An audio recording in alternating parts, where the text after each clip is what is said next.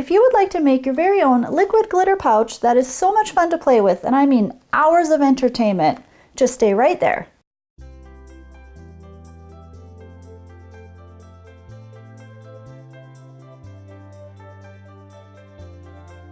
I haven't had one of these since I was in elementary school, and that was forever ago. Like forever ago. I've seen them pop up all over town, and I figured, hey, how hard could it be? So I set out to make my own and show you how fun and easy it is. There will be some tips at the very end to help you so you don't make the same mistakes that I did. I'm not gonna lie, this is gonna be a long one, so grab a snack, relax, and let's get this thing started.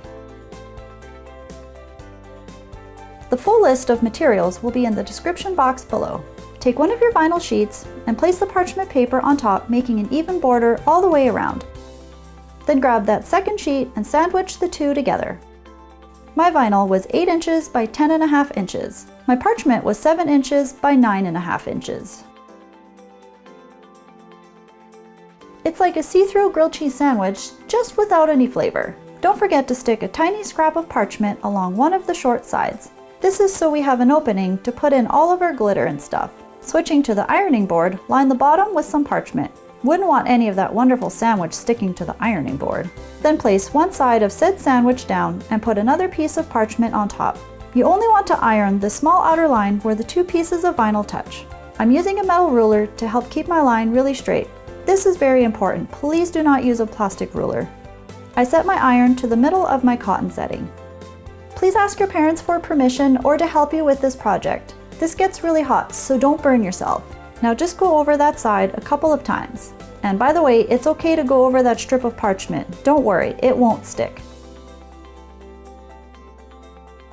When you start to see the parchment look a little darker, almost wet, you know that it's getting hot enough to fuse the two pieces of vinyl together. Check it to see if it's starting to stick. It should turn from shiny to foggy.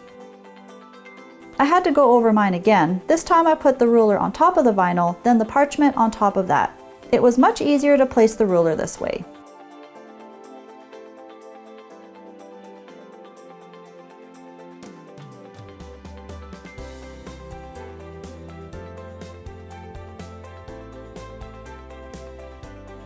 Next, turn your sandwich and repeat on the next side. Told you this was easy. Just keep checking to make sure that it's sticking. I really don't know what happened with the long sides. They both turned out wavy. I was hoping it would straighten back up after cooling. Finish the last two sides and we're almost at the most fun part, filling it. Just make sure to let it cool completely. This is me trying to fix the ripple issue. I figured if I went over a bit more of it that it would flatten out. Nope, not the case. Now I have an even bigger ripple, so don't do this. Ugh. Okay, now it's time to remove the parchment paper. So yeah, this became a little tricky for me since I left a really small opening. Hindsight. Yep, not smart on my part. Now it's time to fill the pouch with stuff. I started adding the steampunk elements to it. Yep, would have been easier if I left a larger opening. Those teeny tiny keys though, they were so adorable. Shake all the stuff to the bottom. I ended up having to make a small paper cone to funnel all the glitter into the pouch.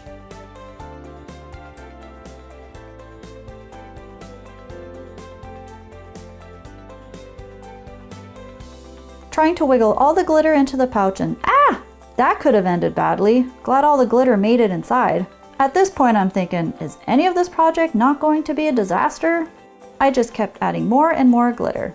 Since this one is steampunk themed, I wanted to keep the colors in the silver, gold, and bronze color scheme. I had these tiny stars and some micro beads as well. You can use just about anything. Once you're happy with the amount of stuff that is inside, you can start filling your pouch with clear glue. You can also use clear soap. You just want it to have a thicker consistency so the stuff squishes around better. I did tests of this before I started the project, and it's really neat to see how things react together. The baby oil was really thin, kind of like water, and it's really hard to seal up because oil just gets everywhere. The baby oil and glue was the strangest. All the stuff stuck inside the glue, and the baby oil is just on the outside. So if you're going for some like atomic explosion type looking thing, probably good. The glue in the water was okay. It was a little thicker, but not thick enough that I liked it. And the last one was the winner, was just the glue. And that one I found was like perfect. But the sequins did bleed in this. Not in the baby oil, but in all the other ones. The vinyl was so staticky, but the glue will make its way to the bottom. Just keep the pouch upright and gravity will do its job. I ended up using this whole bottle for the pouch. Then you want to try and get all the air out, or at least most of it. There will always be a few air bubbles. Unless yours is perfect, tell me your secrets.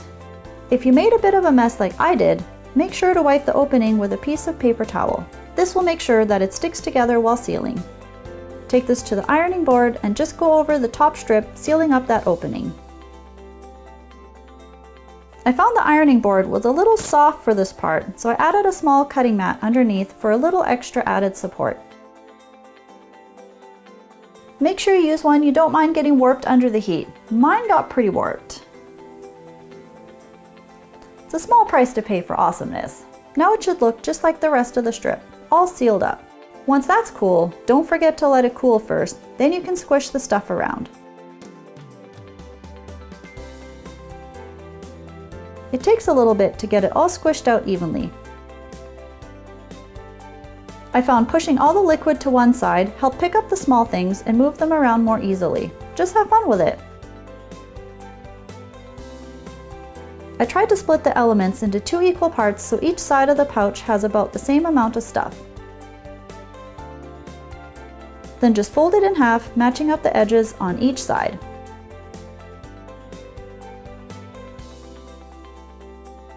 Now it's time to truly make it a pouch.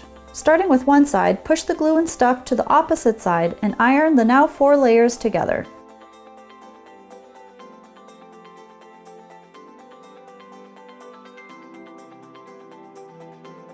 Repeat this on the other side.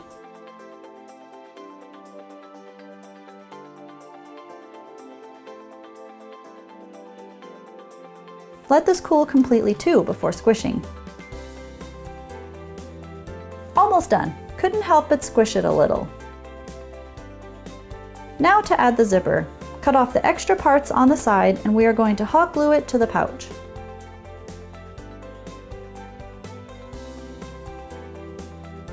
I had originally purchased vinyl glue, which by the name does not work on vinyl at all, even though it says on the back it works on vinyl. Does not. Don't waste your money. Good old hot glue to the rescue again. Start by adding a strip of hot glue to one side of your pouch.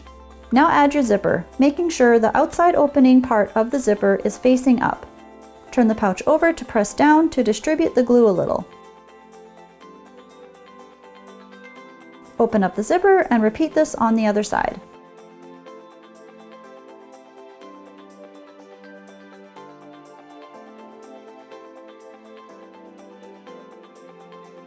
The one corner wouldn't stick, so I used the hot glue to fix that problem. Same with the other side. Then I trimmed the corners so they were more round, and that is it. Pretty neat, hey? It's like an adult stress ball. And it's pretty mesmerizing just to watch all the floating pieces move around. Yep, gonna be playing with this when I'm bored. Also perfect for people who get bored in school.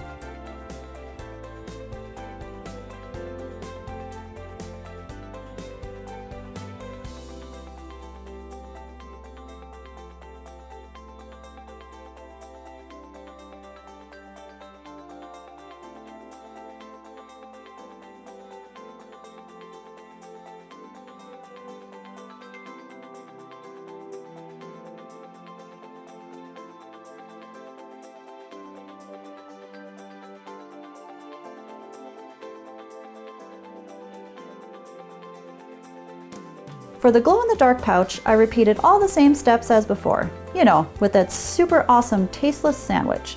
Except my vinyl size is 10 inches by 11.5 inches. The parchment is 9 inches by 10.5 inches. Oh, but this time I'm smarter. I'm leaving myself a nice and large opening. Lessons learned, right? Hopefully you can learn them from me. Once again, take the sandwich to your ironing board and start to seal the edges. I feel like I'm a pro now. Glitter pouches for everyone. Well, a few people. For the top part, I only ironed the edges, just because I was afraid of getting that ripple effect again. Once that is all done and cooled off, it's time to remove the parchment paper. Oh, look how easy that came out! Now it's time to fill it with stars. Lots and lots of stars. I started with the big plastic glow-in-the-dark stars. When I was younger, my entire bedroom was covered in them. They were like everywhere. Right, Mom? Remember that? It was awesome. These are those same stars. Then I'm using glow-in-the-dark stickers. I peeled off 2 and stuck them back sides together. So sticky sides together. That way they glow on both sides. Pretty brilliant. Those stickers look like they're glowing already. Then I added purple and blue sequins and blue and silver microbeads, which were super staticky. Shake it up every once in a while to see how everything looks. Then I added my glitters. Whoa, super staticky glitter. I kept all these colors in the blue range with a tiny bit of green. Also added some tiny glitter stars. Then I added these stars I found in my nail stash. Yep, totally did that. You use what you got, right? I also added some iridescent beads. Give it a shake up again and see if you need more. I thought I needed a few more sequins, so in they go. Shake it all up again. Now to just wipe away all those clingy glitters that are at the top. Time to add glue. I removed the cap from the glue this time since I had a much larger opening to deal with, and it went a lot quicker. Just let it all sink down to the bottom. I was happy with the amount of liquid for the one side, so I actually used 2 of these bottles.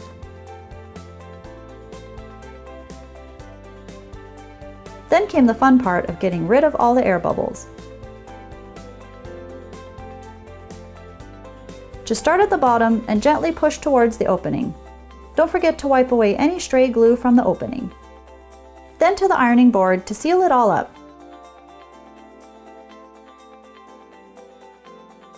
Once again, make sure the vinyl goes from shiny to foggy. That way you know it's sealed. Ah, it's so pretty. Definitely my favorite. Then again, glow-in-the-dark anything, and it's my favorite. Then I moved all the stars around to give each side an equal amount. You'd think this would be easy, but it actually took a while. I found pushing the glue around in a giant circle helped bring the stuff to the other side. Like a wave of glue.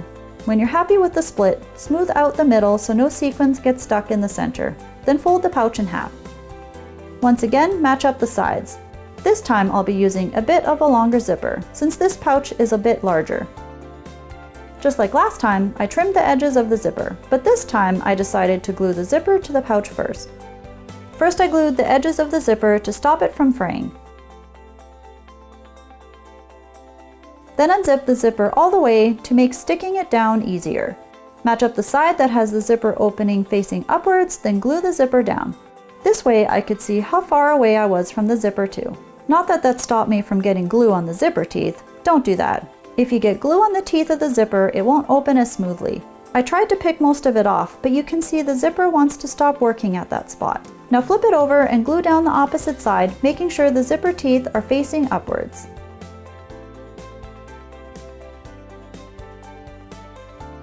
Start to push all the glue to the other side. Last step is to iron down the edges like before. Do this to the other side as well. Let it cool down, then start squishing. I actually decided to trim my sides a little shorter. You don't have to do this, I just figured I'd take away some of the bulk. Now you can have the coolest pencil case in town. I tried to get a good recording of the glow of the stars, but I had to resort to pulling out my old blacklight. I can't believe this thing still works. This is so exciting, I really wanted to capture the glowing of the pouch.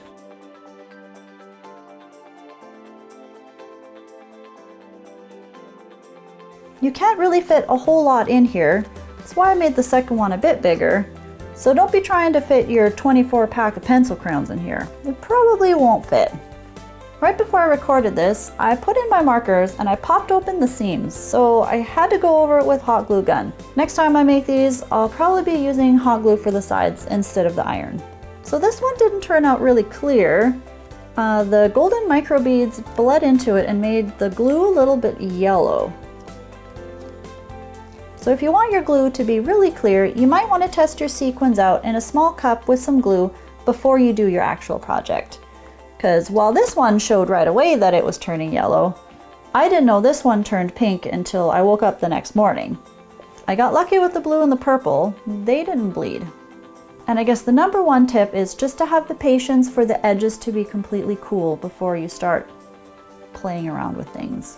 If you like this video, give it a thumbs up. If you want to see more amazing creations, subscribe to my channel. See you next time. Micro bleeds. Let's get this right. Can I get that right? Makes me want to say line. This is like an hour worth of footage for like 2 minutes worth of talking. There will be some tips at the very end, so watch till the very end. Right before I recorded this, I put the pens...